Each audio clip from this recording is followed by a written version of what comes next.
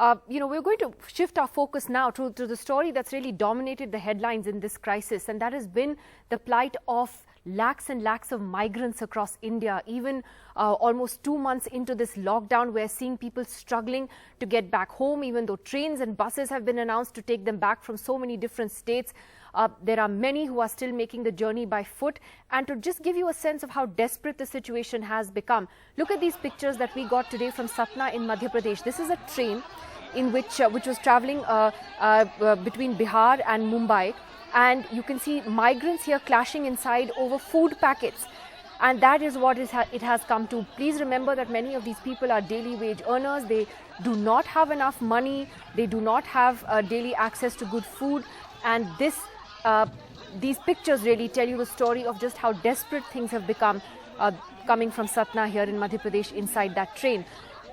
Now, there is a huge controversy, meanwhile, that has blown up in Karnataka after the state government has announced that it's cancelling all trains to take migrants out of the state because industry and construction work has to resume. That's what Karnataka Chief Minister B.S. Yediyurappa told journalists after a meeting with property builders who said that they're ready to resume construction, but they'll not have labor if everybody decides to go back home. Now, stranded migrants, many of whom we spoke to on the ground, they're saying we want to go back home, but the state is simply not letting them do that anymore.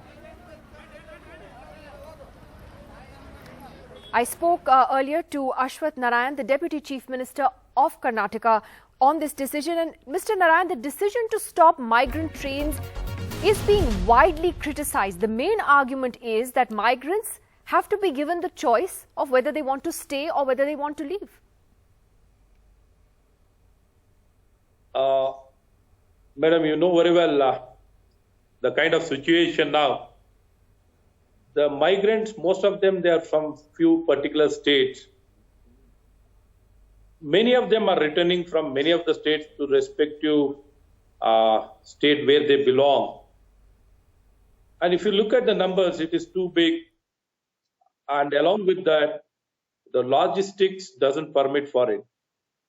And more so, even if they go back, they have to undergo quarantine, minimum of 14 days, and it can extend also. And the very chances of getting infected or contracting the disease, the very good chances, and they'll be put into a lot of inconvenience. And the travel time at present, it is not convenient. And we are just trying to make them understand you can go back your home. Once the things settle, you can go back and you're most free to go and do what you want. And at present, we are ensuring all their concern with regard to the healthcare, ration, job, and all kind of facility will be provided to them. So far, all we have been providing, we are making it more sure that nothing should go wrong for them. We are making all the efforts from all the levels to ensure all their concerns will be effectively addressed. And keeping in mind their interest, we are trying to ensure that their interest should be protected. No, but is this for their interest or the state government's interest? That's the question, because other states are sending back migrants. And this decision that your government has taken comes after property developers argued that they want construction work to start. The Chief Minister said that. So how can you now cite logistics as being the reason? How can you hold people against their will? Nothing that. We can't hold anybody against anybody's interest. Only thing is they have been made to understand. And as a government, we need to act responsibility. We need to act very responsibility, and we need to take it. That's the understanding. That's a takeaway with this situation. What we saw, what we understand, this is the best solution. That's the reason we have taken this stand. Mr. Narayan, the Bharatiya Mazdoor Sangh, the BMS, which is the labor wing of the RSS, has told the Labour Ministry today that coercion should not be adopted to stop migrants from going home in this time of crisis. In fact, saying that they should be given incentives to be able to return to their host states. So even they're saying, the RSS is saying, give them a choice. No, incentive even now, we are providing each of this laborer or the worker with a 5,000 rupees one-time compensation is given to all the laborers. Any number of laborers in that family, all the laborers will get this compensation.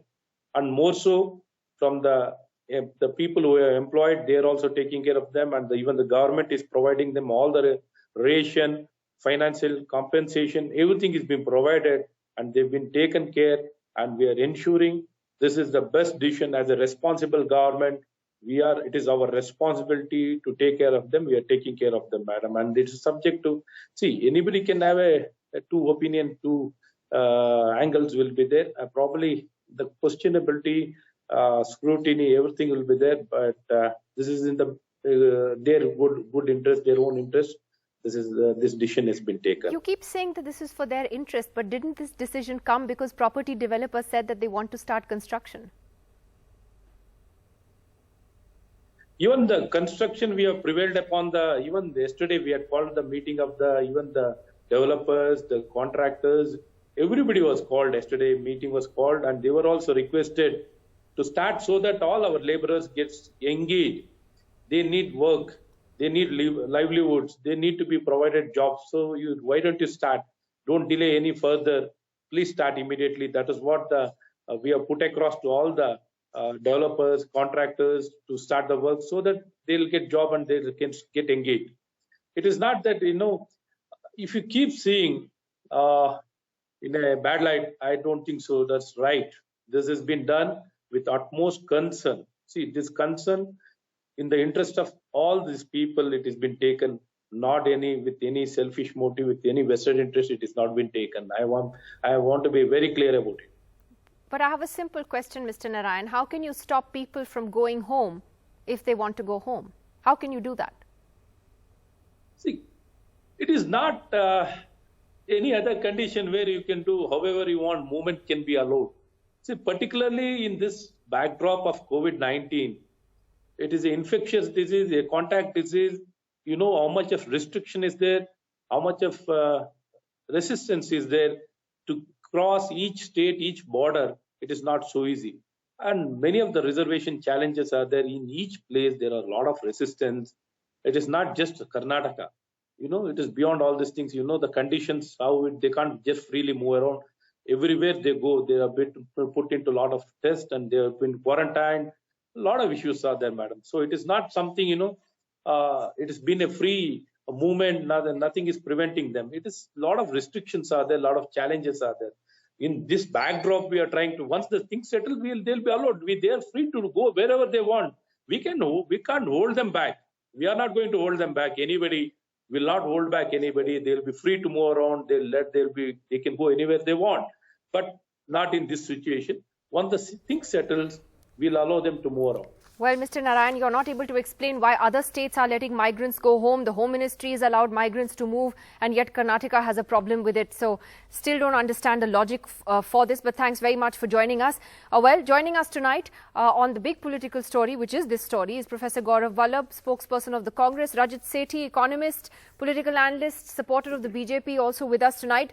Gaurav Vallabh, you heard the Deputy Chief Minister of Karnataka there saying that, look, this is for the interest of the migrants. We're doing this for them. This is not the right time for them to travel. Perhaps the Chief Minister let the cat out of the bag when he said, economic activity has to resume, so we're doing this. Your take on this? So, Nidhi, it's purely displaying their feudal mindset. And I will give you a few events. 24th March, lockdown 1 was imposed by giving 4 hours notice. 27th March, it was told that migrant laborers can't go home. 29th April, it was told that they can go home but by bus. 30th April, Bihar government had said that they are Bebus. Bebus means they are not having any bus. May 2nd, Government of India says they can go home but in a special train and they have to pay fare plus 50 rupees special charge. May 4th, they had designed a formula that no special fare, 85-15 formula. I don't understand what kind of empathy they are having, what kind of mindset they are having on the fundamental rights and human rights of the migrant labor. What are you not violating the fundamental rights or human rights of a labor? If he wants to go home, Home Ministry is saying you can go, but these Karnataka and Gujarat government, both the government, because they had a pressure of crony.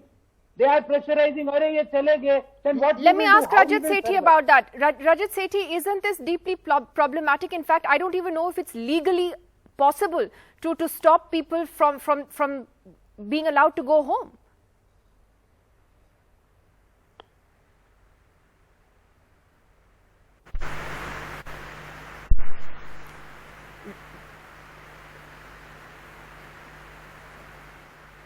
We just lost Rajat Sethi's audio. We're just going to try and get that back. But Rajat Sethi, just stay with us. We're just going to connect with you again. And these are the pictures actually that we've been showing you all day from different highways, not just in Karnataka, but Mumbai, from Lucknow, of migrants walking back on foot. Rajat Sethi, we've got you back. Just to ask you again, Rajat Sethi, that is it, why should migrants be held virtually hostage in Karnataka when they want to go home? If other states are allowing them to go home, if the centre is allowing them to go home, why is the Karnataka government holding back? Do you think this is a mistake?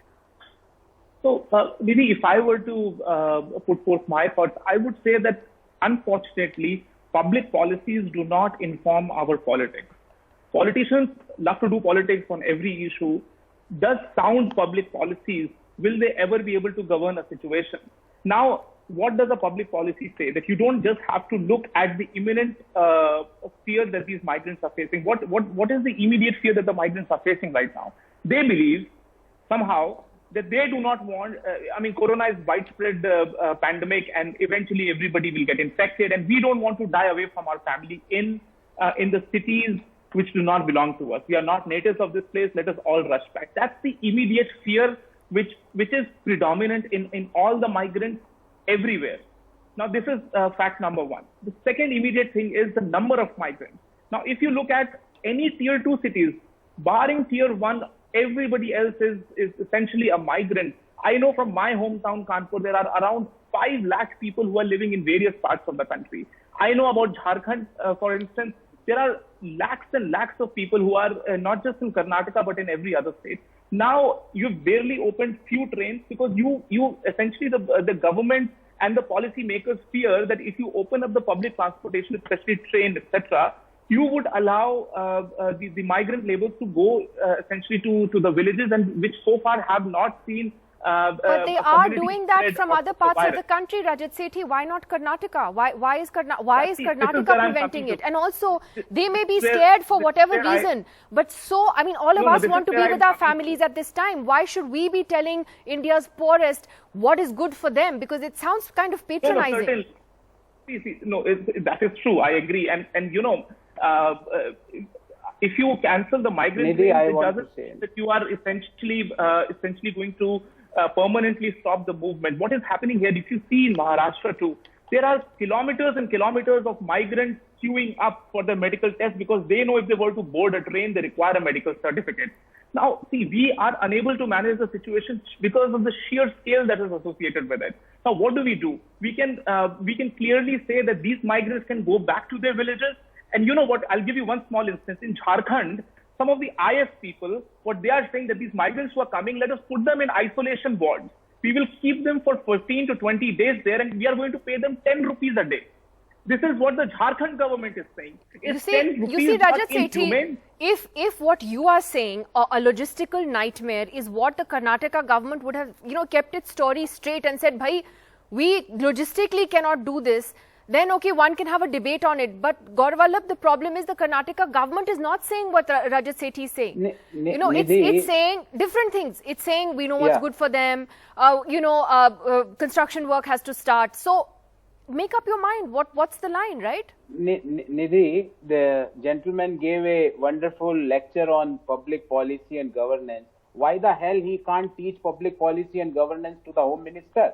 He's signing the notification that migrants can move, and he is sharing here, coming on television, a lecture on public policy and governance. Share this lecture to the Home Minister of the country that he is telling migrants can move, and from other states they are moving. Only problem with the Karnataka and Gujarat government is the feudal mindset.